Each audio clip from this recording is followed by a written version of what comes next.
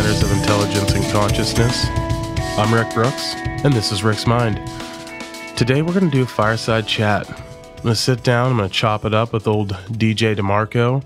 Hey. We're going to laugh, we're going to cry. I don't know. I hope we don't cry. That might be a little intense. I've never cried, dude. No, I'm just kidding. Like at all? I don't buy that. Never in my life. What's up, man? What's up? How are you? Good. Been just, busting ass on the podcast. Fuck yeah, doing, shop talk, doing the video has added some time, but to my workflow, but I'm getting the hang of it. And I think we're streamlined and rolling now.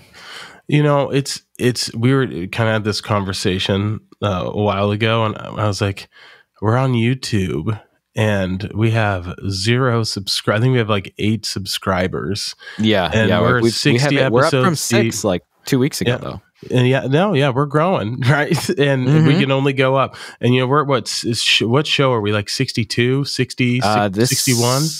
I don't know. I don't even know. The last show that just released was Dr. Haverkamp, and that was 60. Okay, so this could be 61, 62, 60, whatever. We've done 60 shows, and we have a pretty good, a decent following. Decent for us, right? 4,000 people streaming across all platforms, audio only, baby. And I was like, we should have just, we should have just we should have been on YouTube day one, because it's like we're starting all over, and it really does. It's not that bad. I think we'll be fine.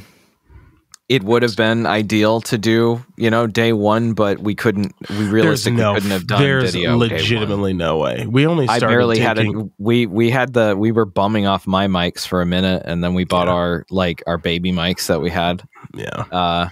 There's no way we would have. What would we have done? Use a laptop camera or some shit? That would have been so janky. Yeah. There's no way, and there's also no way, because my come to Jesus moment during the 75 hard, where it's like, do you take this seriously, or are you just going to pretend to be a podcaster your whole life? Is this what you want to do, or are you just pretending? And what have you done to get this off the ground? And it was just me making a phone call to you. And I was like, I'm all in. And you're like, I've been all in. I was like, well, I want to do this. And you're like, let's fucking roll. I remember when you called me and told me that. I remember telling Becca, I was like, this is what I wanted to do 2 years ago. I'm so excited. Yep. And we've just kind of been blasting off lightning speed, man. And it's been weird. We've had a lot of really interesting guests when we started. The team's growing. It is a really small organization that is an ant, but I think that we could the thing that I love about what we're doing is we both understand that this is a long con. This is going to take a lot of time. Oh yeah, and absolutely. The weirdest thing to me is, though, even if this doesn't turn into anything, which I don't believe it I think it definitely will. I mean, hopefully it not turn into something. But if it doesn't, the weirdest thing ever is we've put positivity and conversation and nuance out in the ether. And I would like to say forever, but it's out there. And, we're trying to put something into the world. And it'll get better. I mean, I still think that the show, I suck as a host, and you're a great sound engineer, but you're going to be better as we get. You were going to say, and man, you're a piece of shit. You're fucking terrible. No, you're awesome. No, but you're getting better. You keep getting better. We've had a few mistakes. We've made mistakes. And I've forgotten to post the show once or twice. Yeah, and we've had to pull some things down. Don't forget about that, sir. We've done that. Yeah. We've done it all. And but we're going to get better. We're only going to get better. We're at the very beginning of a very long journey. We're 60 steps into a 6,000-mile walk. Yeah. That's how I look at it. Yeah. I think I have from day one been in, and been all in and thought that this is definitely going to work out, just because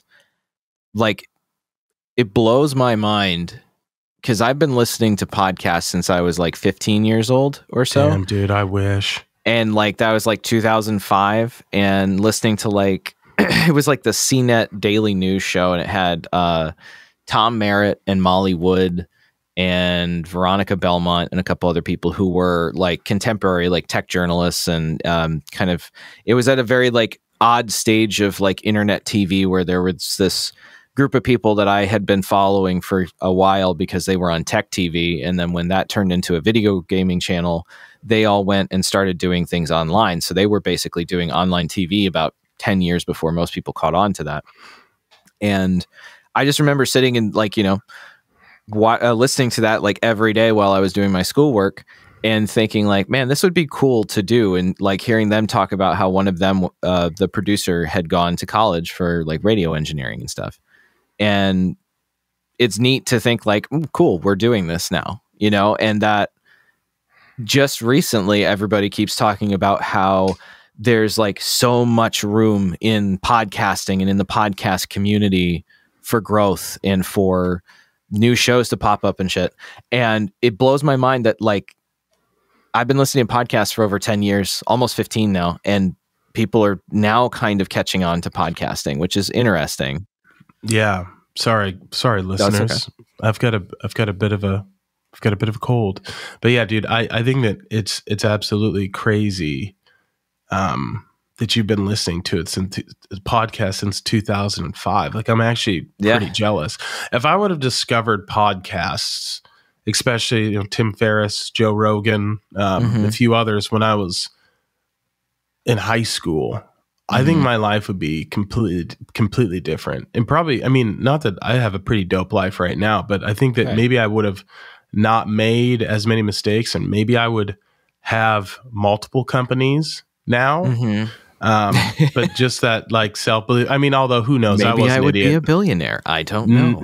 No, I don't think so. Maybe I don't like five. I mean, also another thing, if I would have read more books when I was younger, I would have been a lot better off. Like if I ever have children, I don't know how I'm going to do this, but I'm going to make them read. I mean, honestly, just by watching me, I'll read. Yeah. So, I mean, honestly, they're your kids, so they're going to want to be, they're probably going to be pretty inquisitive and pretty like, wanting to explore and learn new things and crazy stuff like that. So I don't think you will have too much trouble with it, unless you just get like a total meathead who only wants to like, play football or something.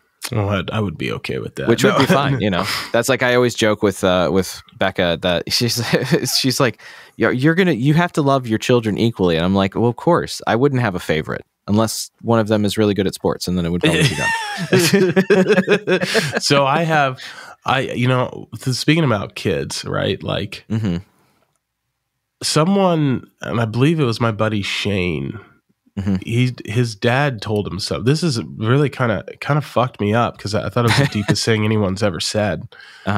His dad said, my only regret in life is I wish I would have had you guys sooner.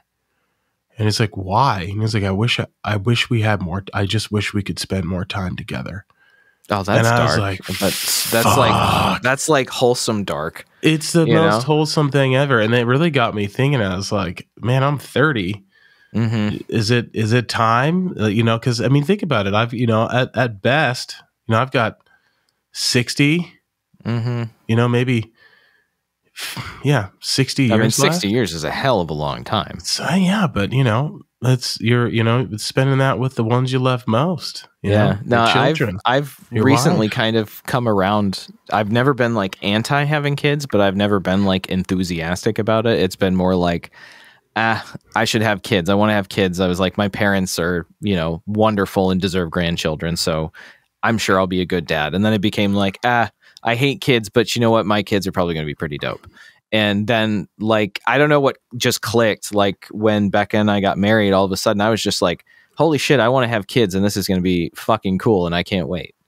Yeah. A lot of my buddies are starting to have kids or have, a bunch of them even have kids now, which is crazy for me because I've known some of these idiots since they were kindergarten in some cases, and, young men, 15, 13, 15 years old, and they're dads now. And that's, I mean, it's definitely a weird transition. I always knew that I would be, barring a unplanned pregnancy, that I would probably be the last one. My plan was to have kids at 40.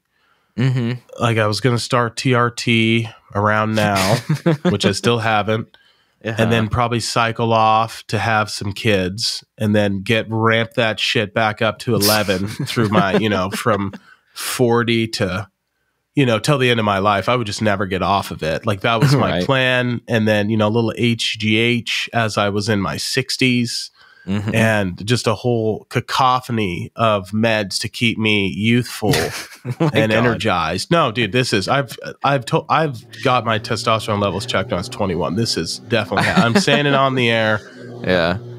So that was my plan, but I met someone, and she honeypotted me and was like, I don't want kids. And I was like, fuck yeah, let's not. I'll just be selfish and rage. And well, not that I'm not going to just clarify this.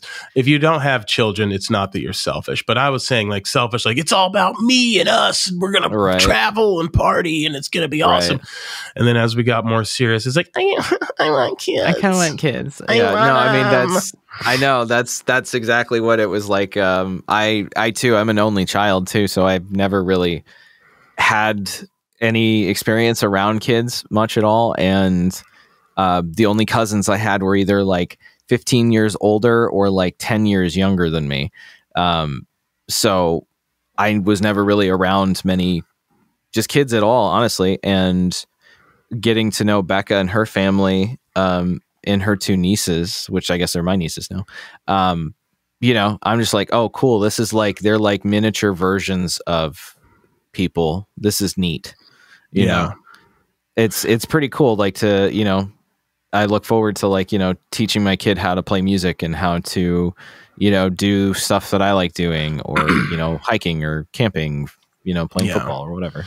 Well, that's the cool thing about, I think that's why everyone is, and as messed up as our society is, and how, crazy and whatnot, the one thing that we all pretty much universally agree on is that if you hurt children, you have to die. Like, we can't, no society, is down with that.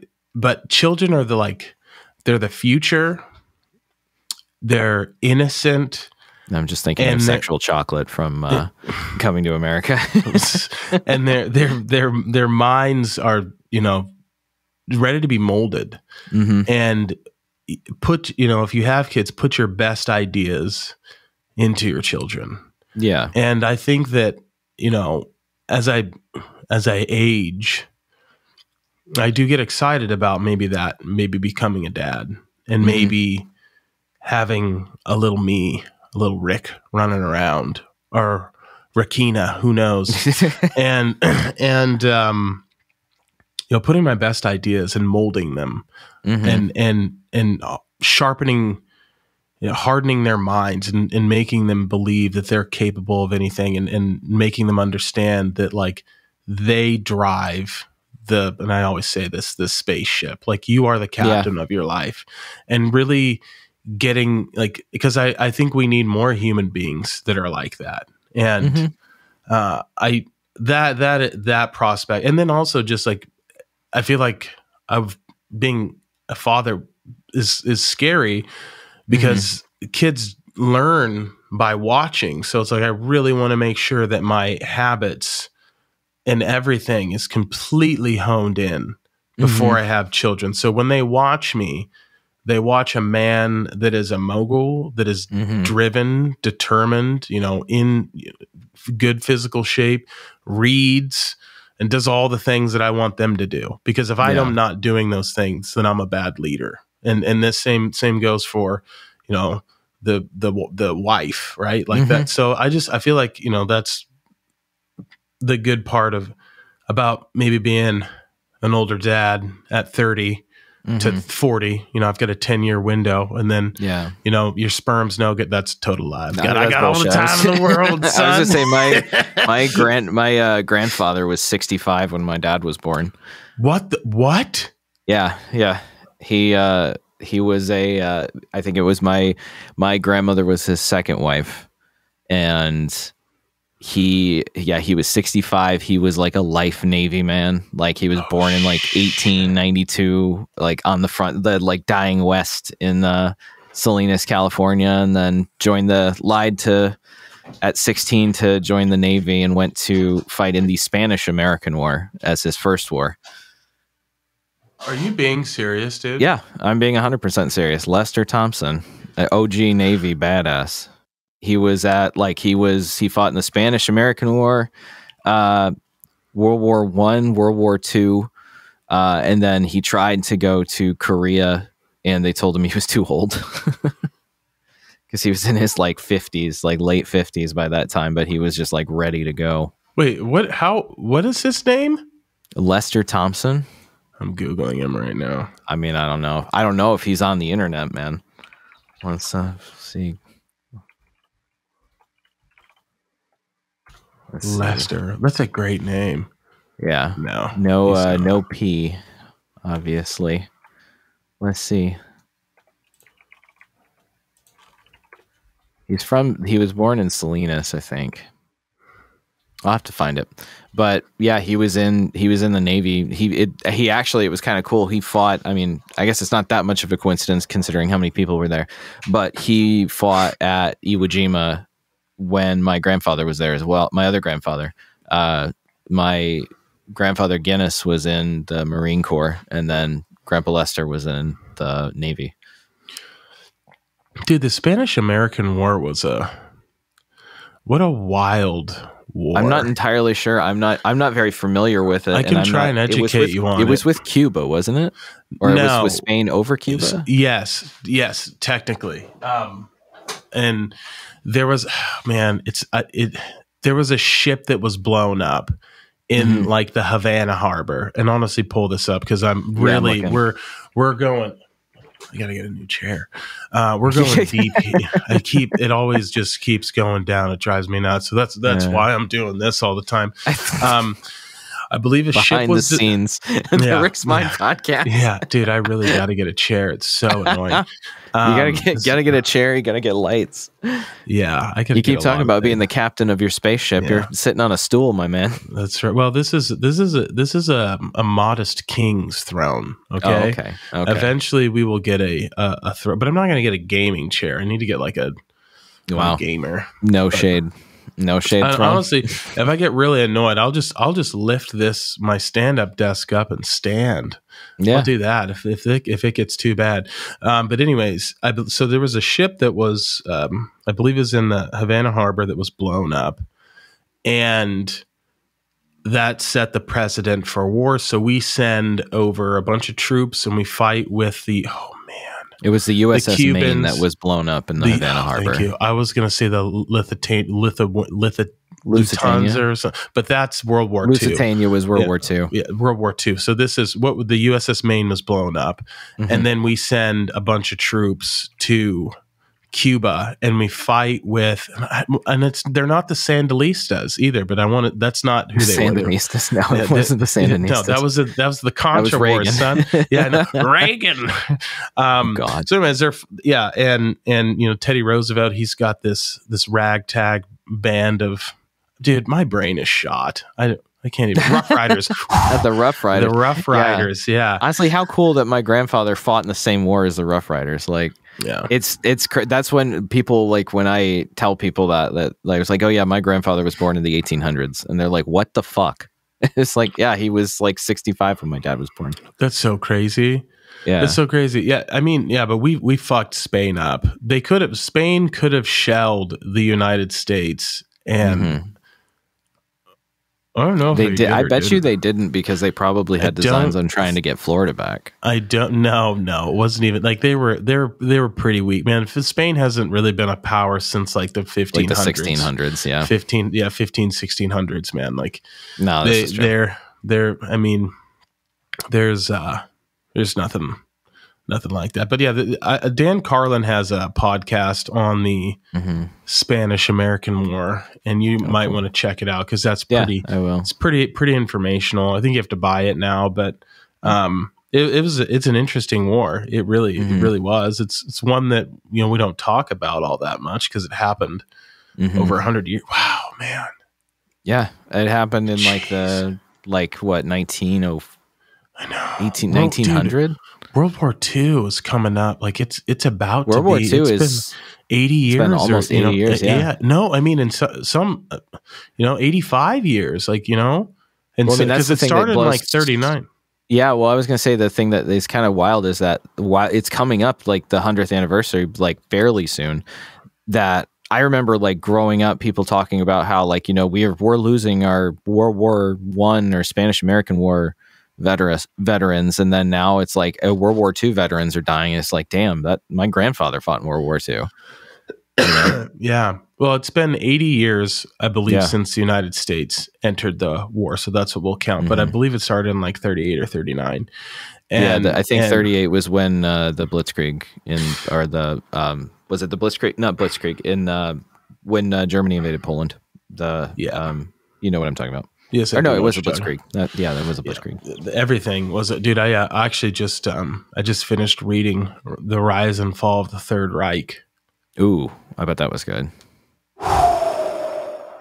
They were fucking crazy, like dude, absolutely fucking insane. So here's the thing, and I want to be very clear about this. Hitler is he's a very fascinating figure in history. Yeah. If you look at like contextually, like what he did was, we're just not that far removed from honestly, no. the terribleness of what happened, right? But if you look at like the conquerors in history, like he's pretty much par for the course. Like people, slaughter people. All right, that's just what people do, or like it is what people do, but that's what these conquerors do. So it's like it's par for the course, but we're just not that far removed, right? But this author was very, very, very thorough in the documentation of the Reich, and you're getting all this background information and all these little notes and letters and stuff, and you're watching Hitler like rise through the rank, consolidate power, and then he becomes chancellor, and then it's game over, and then you see that he politically is able to outmaneuver all these leaders of the West, and you kind of like me again, very conflicted here. You sort of like kind of start to admire this psychopath. Like, man, he's brilliant. Well, I mean, he's like, you can have those thoughts, like 100%. In terms of like, thinking like, man, Robert E. Lee was a brilliant military mind. Is like, he was also a traitor, you know, or like, man, Genghis Khan, what a leader, fathered half the human race is a descendant of Genghis Khan, or is it Kublai Khan? It's Genghis. It's Genghis, yeah. It was like he also indiscriminately murdered probably millions of people.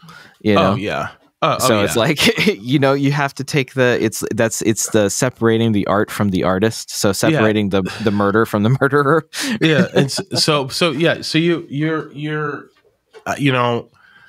you're watching him and you're admiring. You're like, he's brilliant, and then like the author he does a really good job of leaving his biases out, but then he'll come in and be like, these people are effing insane. It's hard not to have biases against the Nazis, honestly. But then you get to the point where they start talking about the camps, the concentration camps, and that's when me, the reader, I'm like, okay, yeah, we have to kill all these people. Like dude, there was an industry on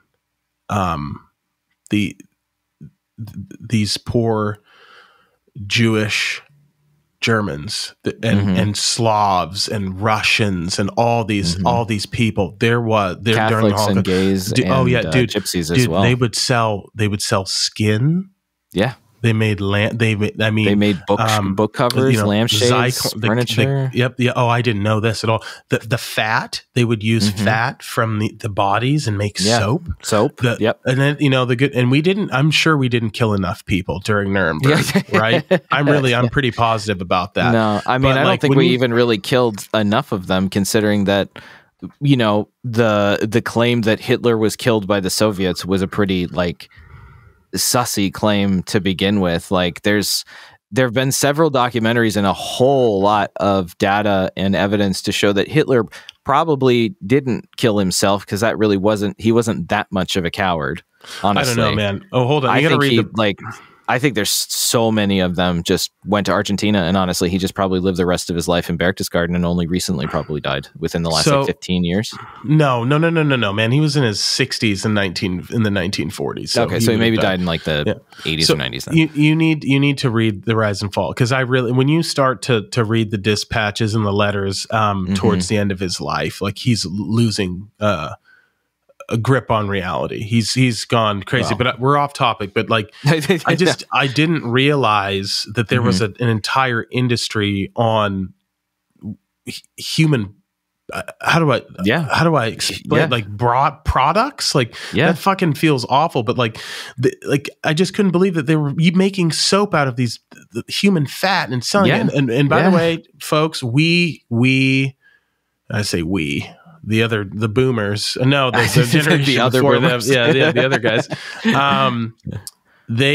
All these people that ran these chemical processing plants, the people that dropped the gas, all those people, they were hung at Nuremberg because they're like, we didn't know anything about it. The people that made the furnaces, there was a whole fucking economy around mass slaughtering of human beings, which I don't know why that's surprising to me. No, because I think when you really learn the depths to which, surface level, the Nazis were evil. But then when you really go into their ideology, and then also too, like you said, the industry that they built around harvesting human flesh to make household items, or their absolutely batshit bonkers, insane obsession with the occult, beyond actual they were practicing those things to Hydra in the Marvel universe probably isn't that far off from the actual Nazis of where they were and what they were trying to do, considering half of the biggest technological advances that we as a society and that the United States as a country made from post World War II to Kennedy were because of the Nazis, both because of what they invented during the war, before the war, and then also all the Nazis that we took from Nuremberg here to work for us, von Braun and not Oppenheimer. There were a few others. I mean, a lot of others, and that was Operation Paperclip. Yeah. Oh yeah. Yes. When we took Operation Paperclip was crazy, man. Took all these it's prominent Nazi scientists into NASA. It was just hey, you guys are being genocidal, crazy people in Europe. Do you want to be genocidal, crazy people, but for us? Because that would be super. These were hold on. It's von Braun was an avowed racist all the way until he died. He was probably still just as much heiling Hitler in Alabama in the 60s as he was in Germany in the 30s. Yeah. And that's one of those watershed moments for me when you learn American history. That's just oh fuck, wait, why didn't we just murder these people? Just string them in a tree. I think we could have been fine trying to get to the moon without having to use the Nazis. The Soviets did decently in the space race without having the Nazis. Yeah. I'm trying to find this guy I wanted to bring up. He's a very interesting character, and his name escapes me right now. Who is he? What's he do? He was a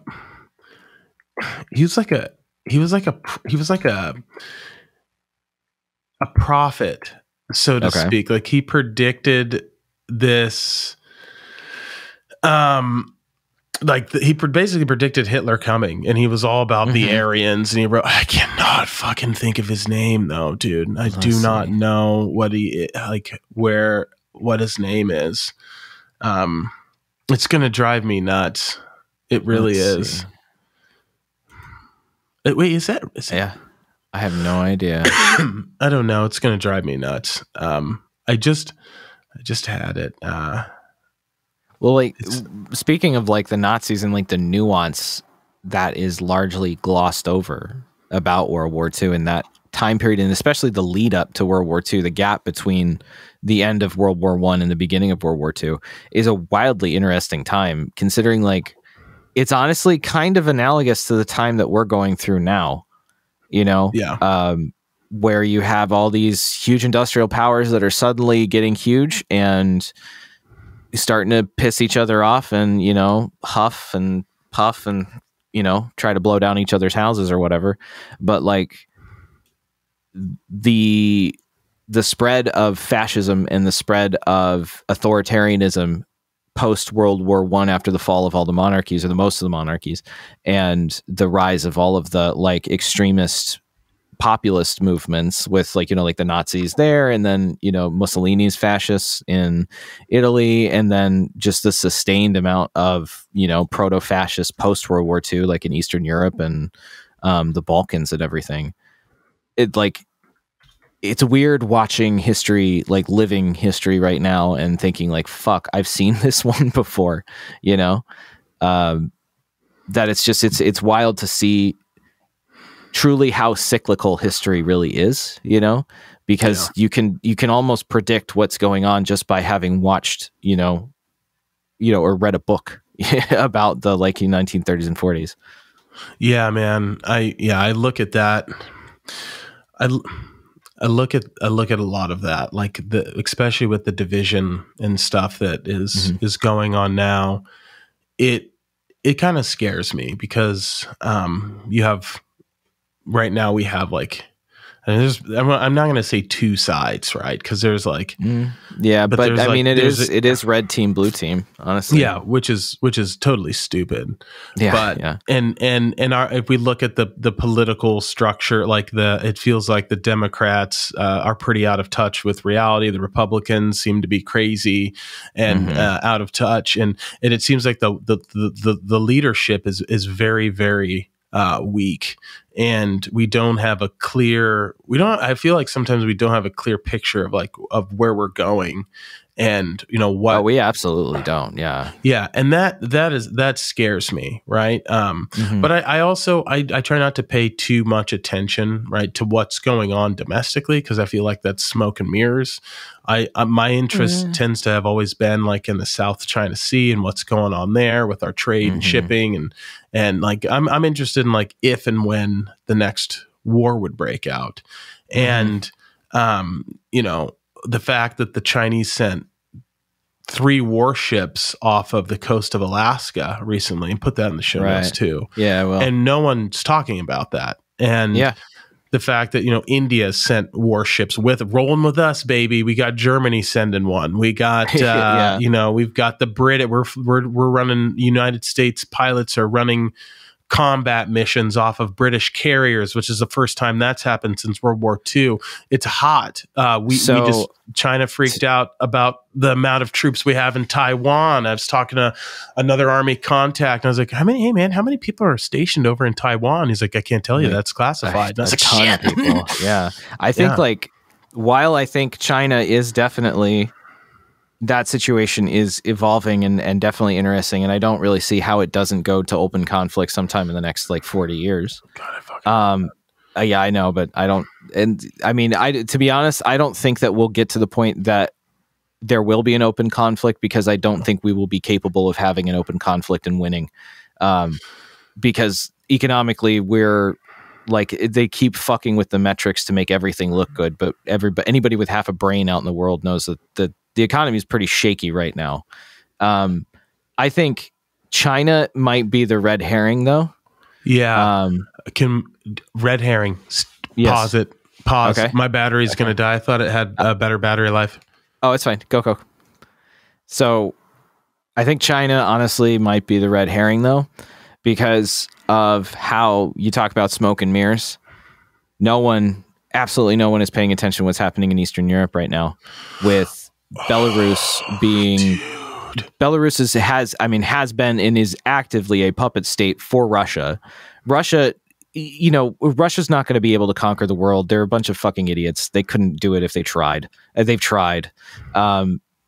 They are using Belarus as a puppet state and sending migrants from the Middle East, I think. I can't remember where exactly, but just they're flooding the borders at border crossings in Poland and Lithuania. And Lithuania is literally building a wall, not out of racism, but out of like, oh God, they're coming. Russia's actively trying to destabilize all of Eastern Europe. They have 100,000 troops stationed on the border of Ukraine. I think 100 to 80,000. Yeah, they're mustering a bunch of troops. I read something about that. Yeah, there is. I think everybody's going to be looking at China because the United States is too focused on money and too focused on the economy and being the world's #1 economy and all of that they're going to miss what's going to happen in Eastern Europe. And I think that's going to be the flashpoint, because you already have, Azerbaijan and Armenia are in open conflict right now over like a meaningless border dispute that could it has the potential to turn into an Archduke Ferdinand moment. Wait, I am number one. We got to find a guest to talk about this shit, because I did not know this. Yeah, I knew about Russia. I've been posting in the show notes or in the Discord for a week or two. Here's the problem. You blow that thing up. I know, it's because there's a lot of I know, but you have to understand. Like, I can only take if you think about it in these terms. Mm-hmm.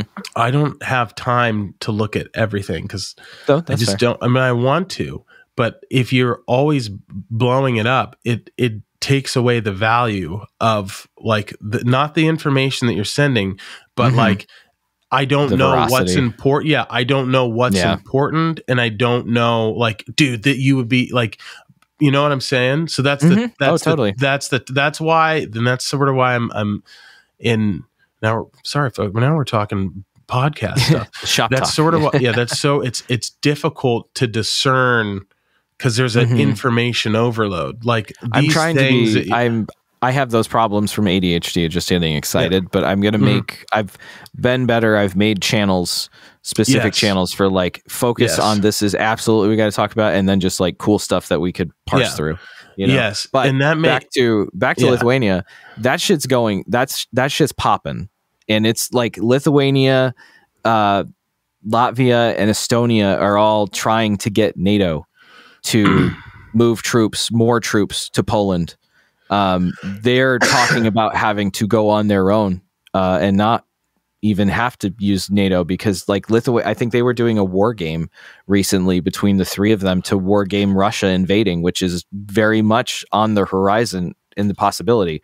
Because if you know anything about Lithuania, which, being Lithuanian, I happen to know quite a bit about, their economy is huge. Their economy is one of the best in Europe outside of the big countries. Of the little people, Lithuania is probably close to the top.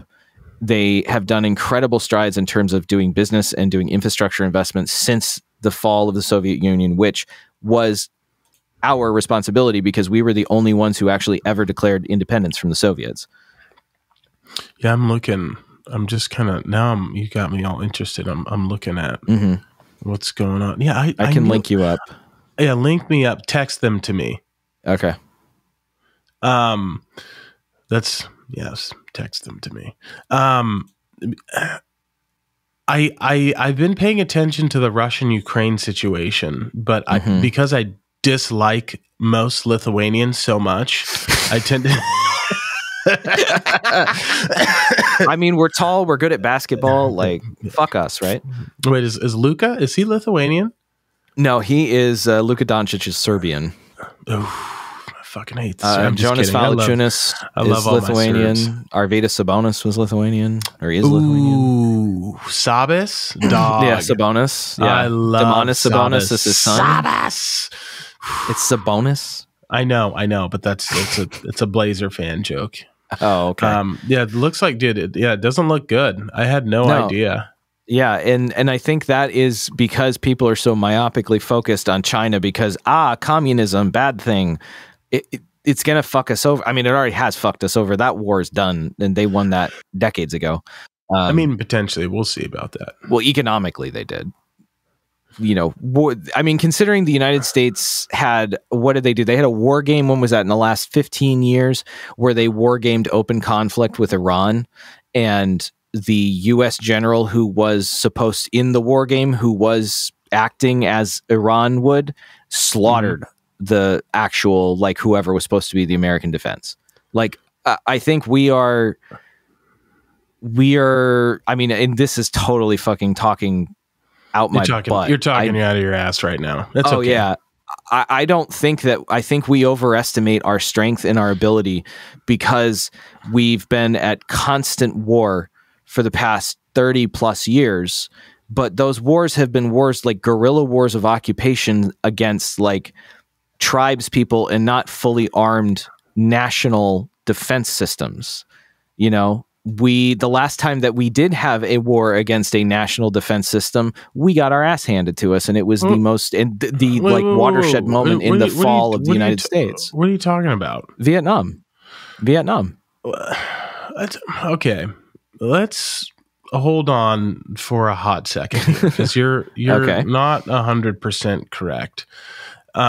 There were full on modern massive battles that occurred in Vietnam, and we fucked them up. It was when they started changing tactics and going into the guerrilla warfare. That's when the issue started to happen, and we started to get bogged down. Right. So, but that's the minute. But that at that point, that's the minute when they figured out how they beat us. Is just exactly how we figured out how to beat the British. We started fighting like the natives. It's the same cycle. It's tough. You know, you had the United States military. They were a bit handcuffed at the time. It wasn't, I mean, obviously, and then again, I say that, and then we drop an Agent Orange and destroying all the vegetation to see that we're dropping napalm, melting villages, all sorts of crazy stuff. But we never. There was a lot of. It was a political war, right? It wasn't like. It was. It's kind of a different. It's a different situation. I think if I was going to, the only reason we got involved in Vietnam was because Kennedy's wife was obsessed with the French, and the French were desperate for help. So I again can't speak to that. But I will say this: if there was ever a large scale conflict between two powers. First off, a lot of people are going to die just because the knowledge that we've accumulated from, it's been 80 years since that's happened on our planet. And so it's going to be bad. And the other thing is, I don't know if we live in an era, and I'm being very optimistic at the moment, to where that can happen, because everyone has nuclear weapons, or, at least most of the major powers do. They have nuclear weapons. So like, even if we are, let's God forbid, Russia or China, we've invaded, we're getting close to taking the capital. What's to stop them from pressing that button? Right. Right. Like, and I think what's going to end up happening though, is not going to be like, I don't think it's going to be, excuse me, like large alliance, like the Axis versus the Allies. I think it's going to end up being like a bunch of smaller wars. Like there was I was watching, you've been seeing all this stuff about all the like random target, or not random, but targeted looting that's been going on in like Chicago and San Francisco, where like flash mobs of like 80 organized people will just bum rush like some boutique luxury store and just pick it clean and leave, and no one's caught. And then like a couple hours later, they show up at another mall and just pick them clean. Wow. It's like somebody was saying, when I was reading, someone commented online and said, the police can handle any number, like, a riot of like 1,000 people or 8,000 people, but they can't handle 8 riots of 1,000 people. And I think that's going to end up what's going to be happening is that the American empire, like, they always say empires last about 250 years, and we're just about at that point now. I think right now is like we're the old dog that's getting circled by all the hyenas, and it's just going to take a few picks at us to take us down, because like we're so weakened right now from COVID that all the other countries, even Europe's doing a little better. China is doing better only because they have that strong central government that they can do whatever the hell they want. I think like offensively, if we ever got in a war, I don't know, man, but defensively, I think if anyone ever tried to invade here, they wouldn't get past like Nevada if they were coming on the West Coast. So, I see your point. I'll raise you this. If we're able to develop, I think it's, and maybe Google this, supersonic missiles. So, if we're supersonic, I think it's supersonic. I'm going to say supersonic. Didn't China just launched one of those in a month or two ago? Didn't they? Not 100%. Hypersonic missiles. Hypersonic. If we're able to develop that before China and Russia, we've changed the game. Now, I may have read something that said we're a little bit behind, which is not good. No. This is a game changer, because if we're able to have these missiles, that means that everyone's air defense systems, missile systems, are completely null and void. We'll strike them before they're able to get their missiles off the ground. So we got to have this first. Right. So we need to have that. So that kind of puts like that checks everyone. It's like, we got all these nukes, we got this shit. Like, come fuck with us. You look at the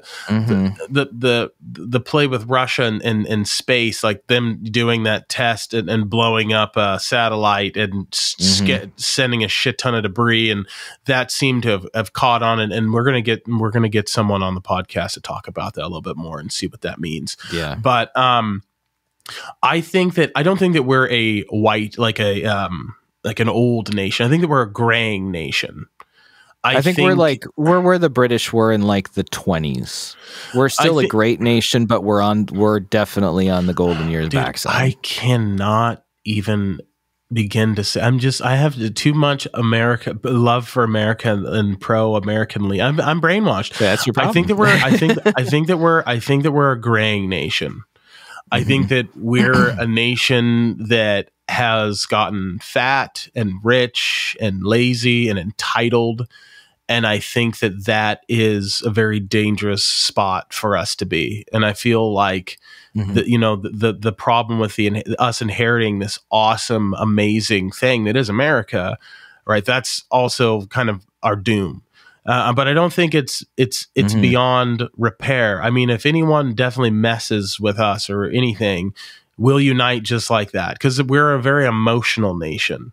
And that's what I love about us. I don't know if we will, though. I have my doubt. I agree with you that I think we're emotional, but I don't 100% think that we would, because I think there's, when you had the instances of the United States uniting, like, behind everything, you have like 9/11 before people knew what the hell happened and what was going on. You have World War II. You have all the world wars, and even the Korean War. Right.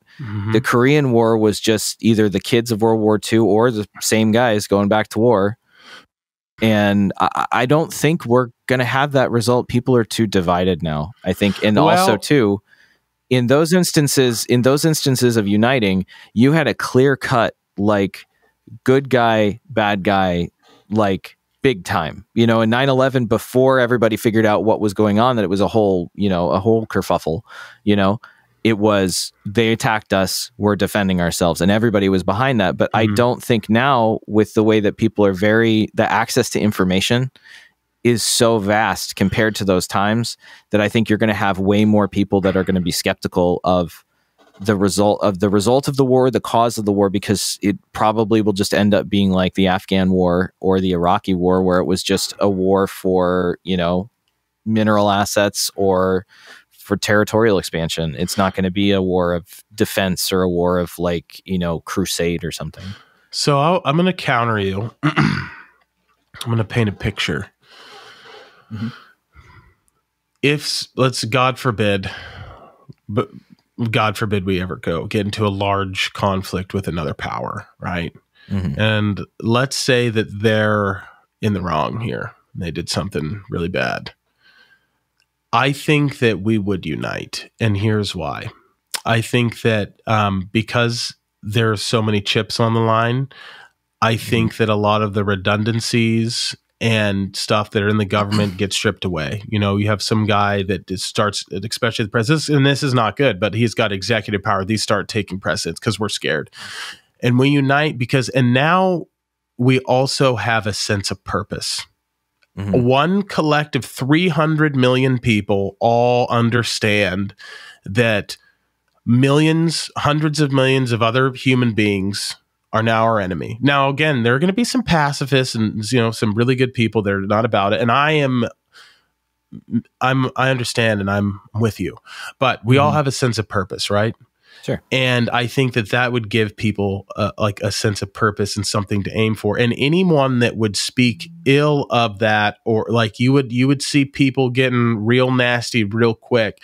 And if we've even turned people before, and believe me, we would do it again. Oh, yeah. Especially because the thing that history has taught us over and over again is if governments will bend, break all your liberties in order to win because they're at risk, right? Yeah. And so I think that the dissension that you would be talking about, I think that that'd be quieted really, really quickly. And I think that we would go. That's what I would say. Now, sure. I hope that none of that ever happens.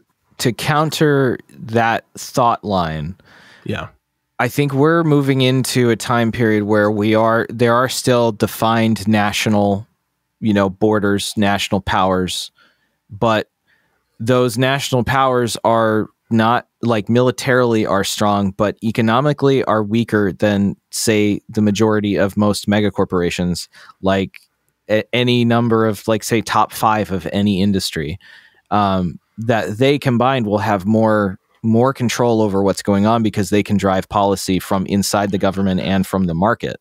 That I think looking at wars as they are now, or as things are going, I think trying to apply that as like an us versus them thing, I think is not going to work because people are far more globalized. Like I have good friends that I've never met in my life in person that I consider my best friends that are from England or from, you know, all over the world. And people are more involved and more, or not involved, but more aware of what's happening outside of the United States. So, you know, being exposed to other viewpoints and other ways of thinking about current situations, I think will lead more people to be more skeptical. And especially given, you know, most everyone under 30 has only ever been alive during an American war, and not in like a war of like, you know, truly great war of nations of us invading countries to take their minerals and occupy them as just a means to do like the single largest wealth transfer from everyone to, you know, even more wealthy defense contractors and, you know, oil executives and energy executives. Yeah, that was kind of a fucked up thing. Cause I mean, again, against all of like, I'm honestly not going to go down like the whole like basically what the Chinese are doing, where they go to Africa, they'll have their fuck up and they'll be like us in 20 years. But I'm just saying they build roads and everything that all these infrastructure that they built is really geared to extract the wealth of that nation and take it back to China and manufacture. Listen, I think that's terrible. It's like, why the fuck didn't we do that? Anyways, again, that's obviously terrible, and I'm glad we did all over the world. We just didn't hit the honeypots until too late. We didn't do that though. We didn't do that. Like we should have, and we should have, but we didn't. But regardless, I don't know. I've never lived through a wartime economy. Neither of you. We don't know what that we only have the books. We don't understand the job creation. We don't understand, because you do understand what a wartime economy is, right? Like we're talking every industry is now, we're switching and we're manufacturing munition and war to win. That if we got into a power with if we got into a conflict with a large scale power, that's probably what would happen. And so, but game plan that just one more step, right? What is the state of heavy industry in the United States? Yeah, it's not good. It wouldn't take that long. Yeah, for exactly. Us to, dude. But we wouldn't have the time. We wouldn't have the time to rev up. I mean, you saw how but you see how COVID went, where everybody was like, "We're out of respirators, we're out of PPE, we're out of all of this," and you would have thought that would have been the war effort thing, where just suddenly where the feds would have stepped in and been like, "Hey, we're making this stuff. We'll pay for it. We'll pay you back," But they didn't. Because there were massive corporate interests that were only concerned with wealth extraction. You have a good point, and I'm not 100% sure. I don't know. God forbid any of this. God forbid we ever find out. Yeah. I think that they're. Yeah, I really don't ever want to find out. I'm glad that I don't. I really don't. I really don't want to find that. It's interesting to talk about. I am 2 generations removed from my family having to play dead in a mass grave of a firing line to escape with their lives from a foreign power invading. We've just entered bummer territory right there. Well, this is just yeah. I mean, what are we going to talk about? Kyle Rittenhouse next? No, we're not. No. I mean, it's like, these are things that are like, like you talked about, we're only 80 years removed from Hitler being a world power, and being, he still is a huge influence in world politics and in domestic politics for that matter, considering that you have like very extreme people that are in legitimate positions of power within what I guess is technically a legitimate political party that are actual Nazis or have very, very sympathetic views to Nazis. What are you talking about? Well, like how Operation Paperclip wasn't like a mistake. No. I'm not saying that. Just a thing. Those people headed up NASA. Like that's a fact that happened. But I'm saying, I'm saying like people like Lauren Bobbitt and who's the other lady that's from Texas? Crazy Republicans. I mean, but like, you even have Republican leadership are essentially like advocating for causes that are like going to take us back down that road, Is it? They're like I'm sorry. Hold on, I'm pulling up. I can't remember her name. Lauren Bobbitt's from Colorado, I think. Okay, why are you saying she's a Nazi? Because I want to be very clear here. It's just this. It's all the language that all these people use. The reason I say that is that fucking word gets thrown around a lot. And it does. And I don't think that I really don't think that she is one. I'm just saying. See, she might not be like a swastika on an arm Nazi, know? But you can't, especially, right? Like, you can't do that, because that, in my opinion, like when we start entering that type of territory, that's propaganda for a different side. We're all sides are bad. All politicians are bad. But I'm just saying, it's like call a spade, though. No, it's really not. We had a war not to be Nazis. No, I understand that, but it's universally agreed it's not okay. And like you have, this goes back to like Reagan was working with all of the like evangelical Christians that are essentially just white supremacists using religion as a means to control people. This is the thing that's deeply ingrained into American politics, and it's not just a coincidence. Like Operation Paperclip was about more than just getting scientists. Well, I don't know. That's a stretch, but I want to get back to this Lauren Bobbitt, whatever. Oh, God, she's fucking insane. I don't know anything about her. Number one, but like have to assume, right? Like if she's in an elected official in America.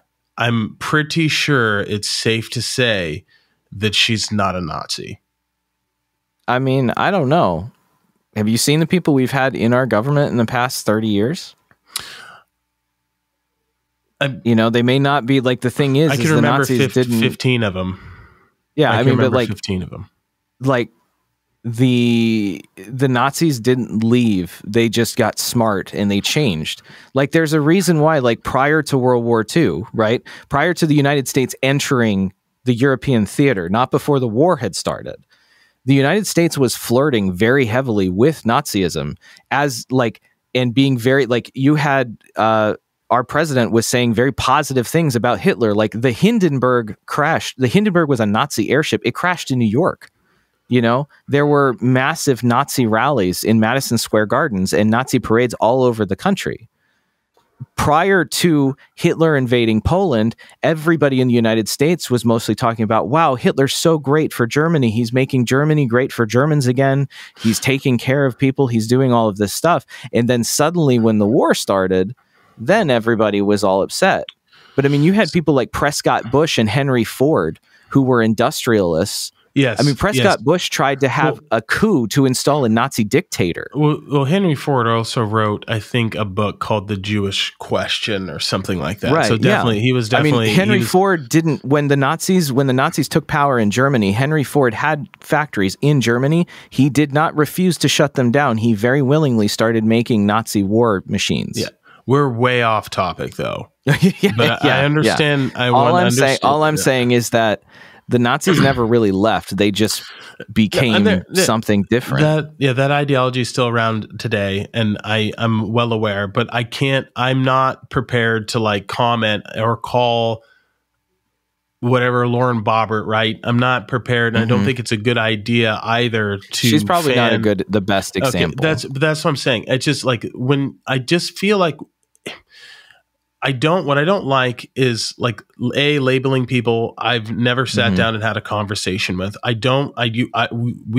can both agree that the news is bullshit, right? We don't know what to believe. We can't trust that. You can't trust anything from the left. You can't trust anything from the right. You're just kind of very carefully choosing. So when I hear you say that about like a congressman or something, right? I'm like, that to me, that's like you bit into some propaganda, and that's. But I'm saying like the thing is, if we're on the air, right? If we're on a podcast and we're trying to cultivate curiosity and we're trying to cultivate nuance and we're trying to cultivate all of these things, we can't fucking have that.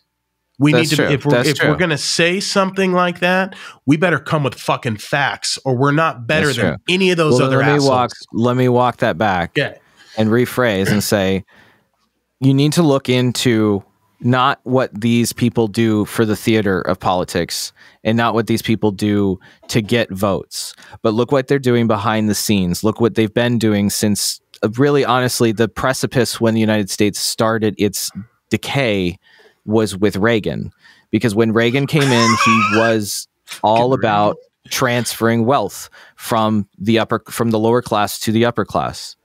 And it continued through that. And then when you had Clinton, you had just a whole bunch of bullshit. And then what it really kicked off, though, honestly, was when Bush came back into power in the 2000s. Like they literally threw the election so that he could win in Florida. Man, you're on one right now, and I love it. Well, no, I mean, like he did that. I mean, it's no coincidence that the corruption that happened during the Bush administration is why we're in the state we're in right now, because they orchestrated everything. They would have been planning to go to war in Iraq, and they've been obsessed with trying to go to war with Iran since the Shah, you know? Number one, man, we're going down a road that I can't go down right now. I want to, but I don't have the facts and I haven't done the reading. That's fair. I'm you know me, I'm tempted to go down conspiracy road, but text me some books and I'll fucking meet you there, brother. 100%. I told you. Is it Family of Secrets? Is it the family? All right, I actually bought that. I bought it. That's a fantastic book.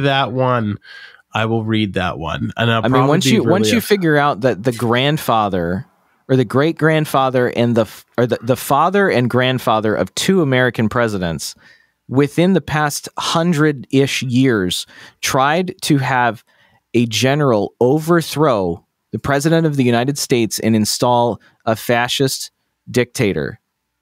Like, shit. Wait, changes who are you talking opinion, about? or your outlook on stuff. Who are you I'm talking about Prescott Bush.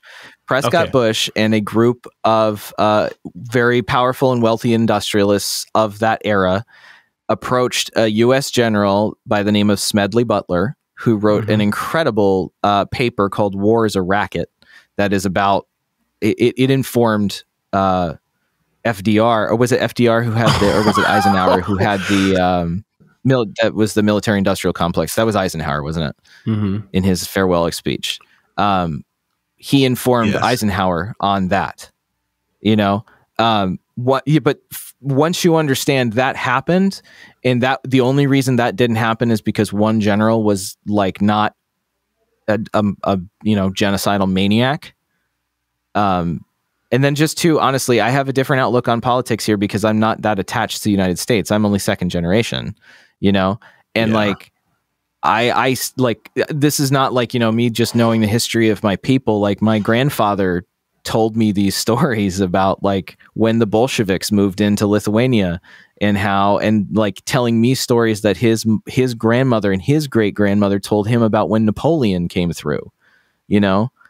It's, your perspective changes when you don't grow up. No, hold the phone, bro. I'm just looking into this right now. Prescott Bush? Yeah, dude. Yeah, that's crazy. So there's another really good. The United States seized the bank under the Trading with the Enemy Act and held the assets during the duration of World War II. And then his son and his grandson became the president. Yeah, Duncan Campbell pointed out documents showing that Prescott Bush was the director and shareholders of the number of companies involved. Holy fucking shit! Yeah. I had no idea. Yeah, so there's another great book that you should read that's called Crossing the Rubicon. That it's a little dated now because it mainly centers around the idea of peak oil, which at the time was, it came out around 2003, 4, 5, I think. So that discussion was pretty pertinent, given that we were, actively invading several countries to take their oil assets. The idea was that the higher ups in government have known for decades that the world has crossed that line of peak oil, that oil production will forever continue to decline until it is zero. And that between that and then also another book would be very good is called The Grand Chessboard by Zabrignu Brzezinski. Essentially written in the early 90s, late 80s, was the blue book or blueprint for everything that happened in world politics over the last 30 years. So it's like to say it's like conspiracy level, like aliens at Area 51. It's not that. It's literally just incredibly wealthy and powerful people who have skin in the game. That it's just like monarchies fighting each other in the Middle Ages, except now they're billionaires with money. That's a good point. It looks like I got some research to do. I don't know though, dude. We're heading into the holiday season. I'm going to be cheery. So who knows? Who knows? I mean, hey, there's a reason why George Herbert Walker Bush was the second in command of the CIA when JFK was murdered, and then who was the next president after that? So that was right. Oh yeah, Nixon, who was in the Bush family. You've been hung up on the Clintons and the Bushes for years, and I love because they're the ones that have been fucking this up. It's the goddamn Nazis. They're evil. Well, listen, I'm gonna wrap this up. This has been a delightful conversation, sir, as always. And listen, folks, let's spread peace, love, positivity, and let's not go to war. Let's love each other. I am you, you are me, all of that stuff. DeMarco put the books in the show notes if you want to see how deep the rabbit hole goes. I will probably do it, but I'll give you the top 5 of DeMarco's political radicalization. Give me the top 5. I'm going to listen to it probably with a more skeptical mind, but I'll definitely read them. And by the next time we talk, fuck it, let's just get into all of that next time. Let's do it. Yeah, I'm in. All right, I'm being serious. I will read them. Okay, I'll put him in the show notes and also put him in our Discord. I'll give you the 5 that I read that were like the biggest things that informed my political awakening as a teenager. All right, brother. All right, peace, guys.